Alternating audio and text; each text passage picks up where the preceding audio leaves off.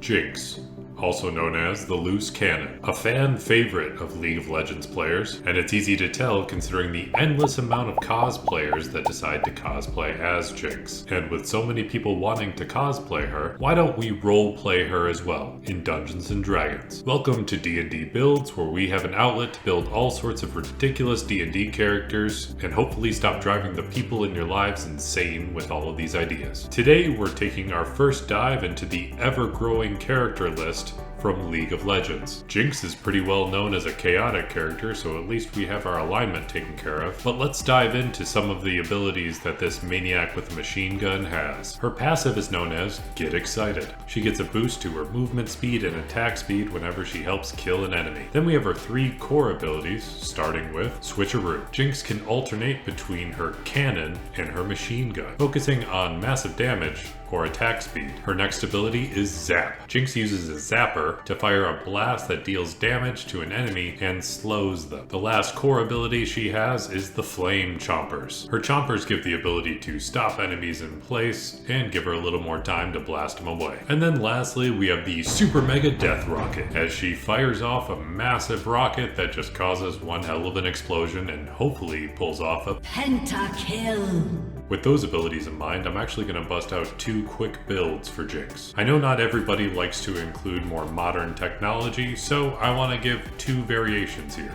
But they should be pretty easy to mix and match, so if you want to roleplay as Jinx, feel free to multi-class and take whatever you like from either build. First things first, let's grab a race. Jinx is pretty simply a human, so we're going to take Variant Human, and we can take the Sharpshooter feat. This gives you increased range, and if you sacrifice a little bit of accuracy, you can spray and pray, giving yourself a boost to the damage. When it comes to her background, the Netflix show does dive into this a little deeper, but basically, she's a criminal from Zaun, so we can pretty easily take the criminal background. We can also try and do a little bit of customization here and try and trade in one of our tool proficiencies for Tinkerer's tools, because she is fairly established as a bit of a tinkerer. With that established, let's jump into some stats. Considering we know she's pretty much all ranged attacks, we're not going to focus on strength, but we will try and boost up our dexterity as much as possible, including our +1 from our Variant Human. So with that at 16, we'll jump down to Constitution, and we don't want to leave her to get one-shotted, so let's just bump this up to 14. And then she is known as a Tinkerer, so we're going to bump our Intelligence to 15, and then another +1 from our Human Variant. Since she is known to be pretty crazy, we're going to just completely dump Wisdom.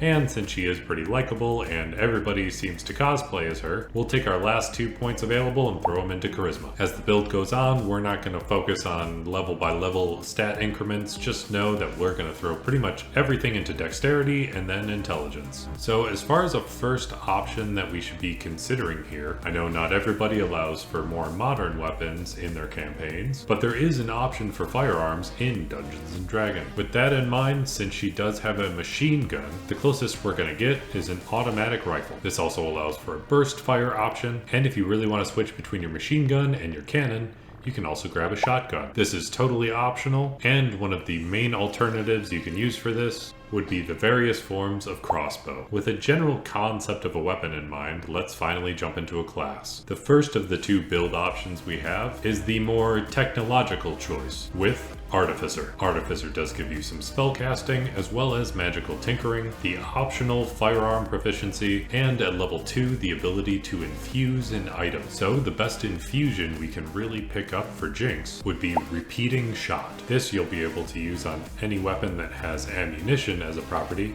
which does happen to include crossbows. Although being an Artificer, you're only going to be able to use a light crossbow, but that should still do the trick. Repeating Shot gives you a +1 bonus to your attack and damage rolls, and it allows you to ignore the loading property, which is pretty crucial because otherwise crossbows have a severe limit on the amount that they can fire. As far as an Artificer specialty, we're easily going to pick Artillerist. You do get a handful of spells to choose from with this specialty, but we're going to circle back to spells later. The main thing you want to look at here is the Eldritch Cannon. This will be able to recreate your rocket launcher, which Jinx has affectionately named it fish bones. You can choose a specific type of cannon, but since we're really focusing on building out Jinx, the main type of cannon we're going to go with is a force ballista. This will deal 2d8 force damage for every hit fired from the force ballista, and it can push an enemy up to 5 feet away. At later levels, you get explosive cannon, which will increase the damage of your cannon by an additional 1d8, or you can cause it to self-destruct, even though that doesn't really line up with any of Jinx's abilities. And finally, at the 15th level of this specialty,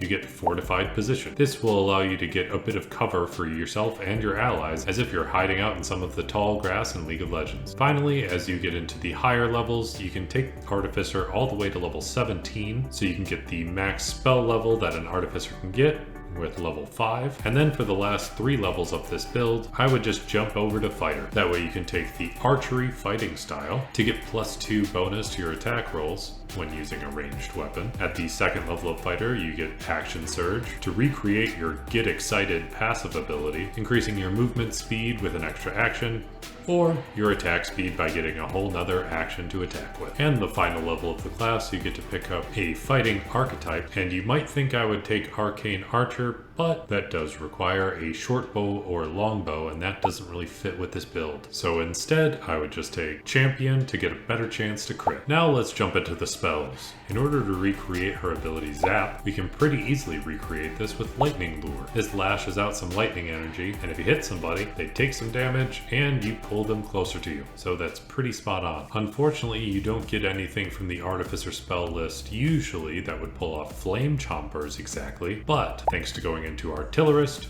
you get access to Wall of Fire. So not only do you get chompers, but you actually get the pure flame chompers. This will allow you to create a wall of fire that damages and stalls your enemies. The one downside with going Artificer here is that you don't get a ton of extra attacks. So with that in mind, to make sure we get all the abilities from our machine gun, we want to grab the spell Haste. This should cover your machine gun attack speed increase in the best way we can with this build. Then lastly, for Jinx's ultimate, we need to recreate the Super Mega Death Rocket. And we could use the spell Shatter for this, as it does create a boom, but the rocket does have a decent range, and the boom from Shatter just doesn't seem boomy enough. So let's go with one of D&D's most infamous spells, Fireball. This gives 150 feet of range, and you can upcast it better than almost any spell in D&D. That will cover the general build if you want to go the Artificer route, but if you want to get a little less technology in your build, we can take a different route. An alternative to this would be going pure Fighter. Going this route instead does have a number of benefits, the first of which being you have a few more choices when it comes to your weapon. While you do have to sacrifice your Cannon Force Ballista from Artificer, you can trade in your light crossbow for a heavy crossbow. This will boost your damage from a 1d8 to a 1d10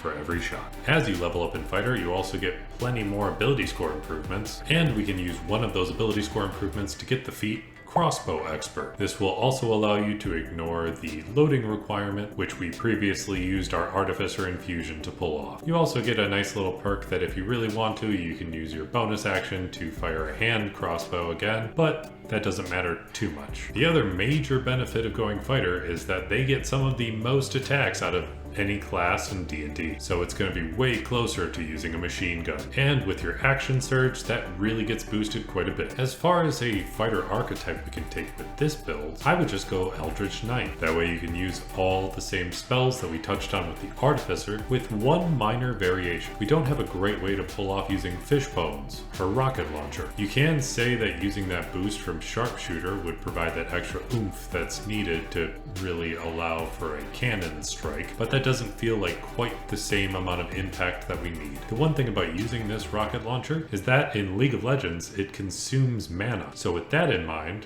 why not boost our damage by using a spell slot? And we can do this with the spell Magic Weapon. Casting Magic Weapon on your heavy crossbow will boost the attack and damage rolls by +1. And just as a little bonus for this fighter archetype, you can can use the Summoner spell from League of Legends to cast Flash, which is very similar to Arcane Charge from the Eldritch Knight Fighter. This allows you to teleport up to 30 feet when you use your action surge, and you can teleport before or after using that additional action. I know these two builds are fairly simple, but I wanted to give two different options since I know that not everybody likes their campaigns to have a high level of technology. Some people really like to stick to that medieval fantasy setting. So dive in, fire off that rocket launcher, and try and be as chaotic as possible to truly pull off Jinx. That's going to be it for today's build. If you like this kind of content, drop us a like-mint. That's a subscribe, a like, and a comment. And if you want to help me make content like this in the future, feel free to check out the link to my Patreon in the description down below. And usually I keep my fingers crossed for anybody that makes it to the end of my videos to get at least 3 nat 20s in their next session. But considering this is a League of Legends build, I'm hoping you get a Pentakill. getting 5 nat 20s. Until next time, this has been D&D Builds.